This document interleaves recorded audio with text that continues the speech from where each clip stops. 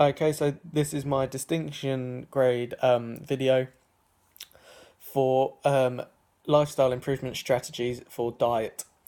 So looking back at my client, we saw that diet was a big factor that wasn't going well for him. So for the last week, he managed to eat 7 takeaway burgers in one day, which obviously does not fit in well with the Eat Well plate or any of the national averages.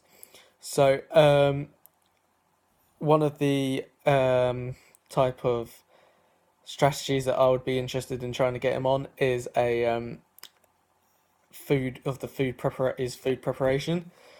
So what the positive of this is food preparation is that it makes the client actually go out and physically try and get the right stuff for a certain meal. So instead of them just relying on ready meals and takeaways where everything's kind of sourced for them, all they've got to do is hand over the money.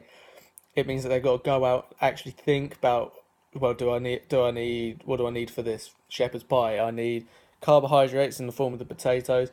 I need protein in the form of the mince. I need my vegetables and my minerals that comes from all of my fruit, all of my veg. Sorry, and this means that they're starting to think more in depth about how they are going to start eating food better, and then from this, in the long term, it may mean that they think, well, I don't need that takeaway now. I know that I can have a great meal, a good dinner that will fill me up for a longer period of time. However, a negative of this, it means that it could be quite time consuming in the sense that they have to go out and say if they live in a village or a hamlet of some kind, it means that they may have to travel some distance and some time to get to a supermarket. Um, and also, when they get to the supermarket, they may find out that they do not have enough money to buy the food. So another one could be money that they have, so that again they may not have enough to cover their food. The next one I'm going to the next strategy I'm going to look at is the time of food intake.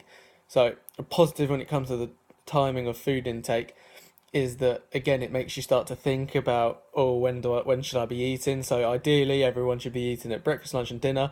You should be eating more at breakfast because that's the most important meal of the day. It fuels you up, it gets you going for the day. Lunch to sustain yourself, and dinner to finish off your day. But obviously, people will be hungry in between. So my client at the minute is at college, so obviously, and on a sports course, so that means that they may require more food in between these meals. So again, if you eat your breakfast and then immediately have something afterwards, that's probably not going to be the best option because you're not going to give yourself a chance to kind of burn off any calories or to lower bad things such as like your cholesterol or even your weight. But if you were to say have your lunch and then hour and a half, maybe 2 hours wait or break in between, you could start to see some differences. A negative of this is you may lose track of time.